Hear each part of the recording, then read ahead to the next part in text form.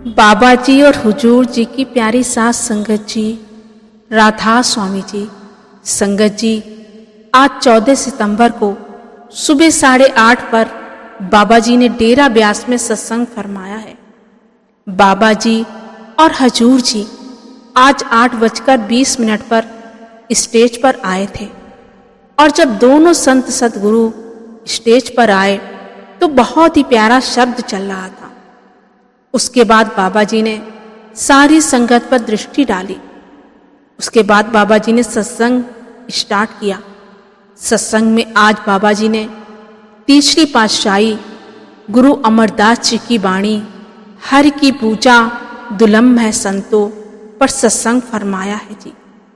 सत्संग की शुरुआत में बाबा जी ने फरमाया कि ये गुरु घर की वाणी है और तीसरी पातशाही हमें इस शब्द के जरिए समझाने की कोशिश कर रहे हैं कि भक्ति करनी किसकी है और कैसे करनी है।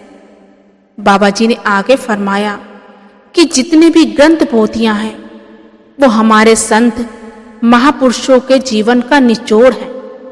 जब तक हम अपने ग्रंथ पोथियों को पढ़कर उनको समझकर अमल में लेकर नहीं आएंगे, हमें मुक्ति नहीं मिल सकती है।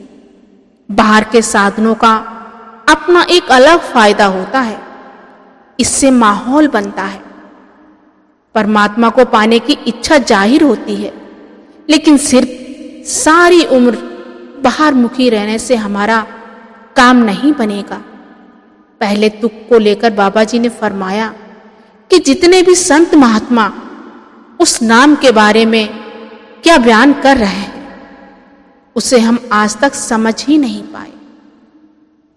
आगे आप जी ने शरीयत के बारे में समझाया।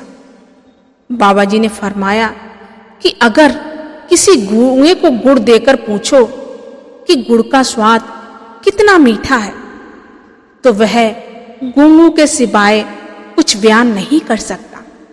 इसलिए जब तक हम खुद करने का रास्ता अपनाकर इन सब चीजों को अंदर से महसूस नहीं करते, हमारा विश्वास नहीं बनेगा।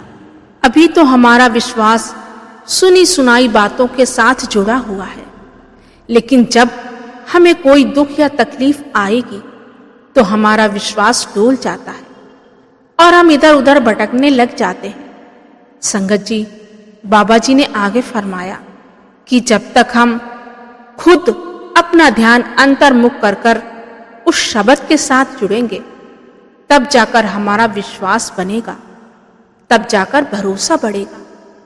फिर इंसान डोलता नहीं है, क्योंकि फिर जिम्मेवारी मालिक की बन जाती है। संगत जी, आगे शब्द में तुक आती है, हर बिन सब कुछ मैला संतो। इस तुक को लेकर बाबा जी ने फरमाया कि हम आम तौर पर जब किसी के घर जाते हैं, उदाहरण के तौर पर जैसे किसी गुरुद्वारा या मंदिर में जाते हैं, तो मन में सोचते हैं कि खाली हाथ नहीं जाना चाहिए, इसलिए हम कोई ना कोई चीज या कुछ ना कुछ चढ़ावा लेकर जाते हैं। ऐसे ही अगर हमने उस मालिक के सामने पैसा या प्रसाद भेंट करना है, क्या हमने मालिक को अपनी दौलत में से कुछ हिस्सा देना है? ये सब चीजें तो मालिक ने ही हमें दी हैं। क्या उसकी दी हुई चीज हमने उसको वापस देनी है? तो संगत जी, इसका जवाब बाबा जी अगली तुक में दिया है। बाबा जी ने फरमाया कि हमने वो पूजा करनी है जो मालिक को अच्छी लगे। हमने अपने मन के अधीन होकर भक्ति नहीं करनी चाहिए, बल्कि हमने गुरु की बताई हुई युक्ति के अनुसार और मालिक के भाने में रहते हुए भक्ति करनी है। तब जाकर हमारी पूजा मालिक के दरबार में कबूल होगी, यानी स्वीकार होगी। संगत जी, बाबा जी ने आगे फरमाया कि ये ठीक है कि पहले भक्ति के अलग अलग साधन थे, क्योंकि संत महात्माओं ने समय को देखते हुए साधन अपनाए थे, लेकिन इस कलयुग में नाम के सिवाय कोई और साधन नहीं है जिससे हमें मुक्ति मिल सके। आप जी ने एक उदाहरण देकर समझाते हैं कि जैसे हमारा घर पूरब दिशा की ओर है और हम जाना शुरू कर दें पश्चिम दिशा की तरफ, तो अब विचार करो कि हम जितने कदम बढ़ाएंगे उतने ही हम अपने आप अपने घर से दूर होते चले जा रहे हैं। ठीक इसी तरह बाहरी साधनों को अपनाकर हम मालिक को नहीं पा सकते। आगे बाबा जी ने समझाया कि इस कलयुग में हम सिर्फ नाम की कमाई के जरिए मुक्ति हासिल कर सकते हैं। आगे फरमाया कि हम ये मत सोचें कि अगर हमने इस जन्म में भजन सिमरन नहीं किया तो अगले जन्म में कर लेंगे। अगले जन्म का पता नहीं हमें मौका मिले या ना मिले। संगत जी, फिर बाबा जी ने पाखंड को लेकर समझाया कि हम झूठी भक्ति से लोगों को तो धोखा दे सकते हैं और अपने आप को भी धोखा दे सकते हैं, लेकिन उस अकाल पुरुष, उस मालिक को धोखा नहीं दे सकते। वो मालिक हमारी रग रग से वाकिफ है, क्योंकि वो सृष्टि के जर्रे जर्रे में समाया हुआ है। हम कितने पानी में हैं वो खुद जानता है। बाबा जी ने आगे फरमाया कि हम इतने सालों से जुड़े हुए हैं, हमने इतने सत्संग सुने हैं, लेकिन क्या हमने अपने आप को बदल लिया है? जो हमें ये सत्संग में बताया जाता है, क्या हम उस पर अमल करते हैं? बाबा जी ने फरमाया कि यहाँ किसी ने अपनी कोई हाजिरी तो नहीं लगानी है। फिर आगे शब्द में तुक आती है, जिन अंतर शब्द आप पहचाना तिन गत मित पाई।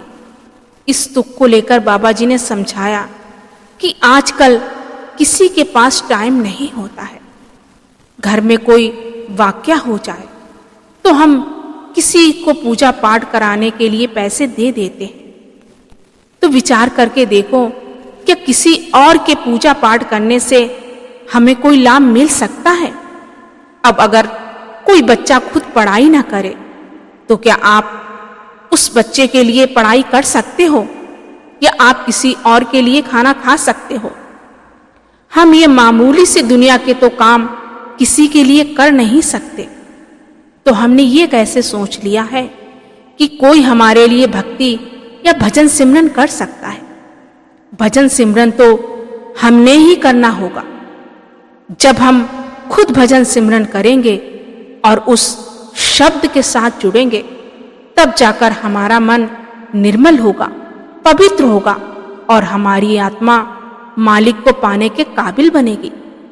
बाबा जी ने आज सत्संग में बुल्ले शाह जी के उदाहरण देते हुए फरमाया, लख बार जे करे इबादत, करे न बने नमाजी, ये कर प्यार न होसी पल्ले, रब न होसी राजी।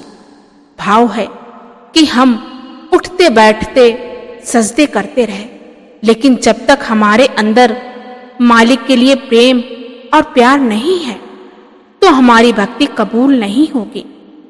फिर बाबा जी ने तीर्थों को लेकर भी समझाया। बाबा जी ने फरमाया कि दरिया में डुबकी लगाने और माथा टेकने से कोई कर्म खत्म नहीं हो जाते। अगर ऐसा होता तो ये बड़ा आसान था, फिर तो सारों ने डुबकी लगा लेनी थी और माथे टेक लेने चाहिए थे और उनके सारे कर्म खत्म हो जाने थे। आगे बाबा जी ने फरमाया कि सच्चा मान सरोवर या ठाकुर द्वारा तो हमारे अंदर है, कहीं बाहर नहीं है। हमने स्नान अपने अंदर सरोवर में करना है और हमने माथा अपने अंदर टेकना है, ना कि बाहर। बाहर से ना आज तक किसी को कुछ मिला है और ना ही मिलेगा। संगत जी, बाबा जी ने सत्संग के आखिर में फरमाया कि नानक के घर केवल नाम, उस मालिक के घर केवल नाम की पहचान है, शब्द की पहचान है। इसके अलावा उस मालिक के घर में और किसी भी चीज की पहचान नहीं है। बाबा जी ने आखिर में फरमाया कि हमने अपना प्यार आंसुओं के जरिए नहीं बल्कि करनी के जरिए दिखाना है, तब जाकर बात बनने वाली है। संगत जी, इसी के साथ वीडियो को यहीं विराम देते हैं। मिलते हैं अगली वीडियो में। अगर आपको ये वीडियो अच्छी लगी तो ज़्यादा से ज़्यादा शेयर करें ताकि जो संगत सत्संग नहीं पहुंच सकी वो सत्संग सुन सके जी। और साथ ही चैनल को सब्सक्राइब जरूर करें। हम ऐसे ही नई अपडेट तक पहुंचाते रहेंगे जी। गुरु प्यारी साध संगत जी, राधा स्वामी जी।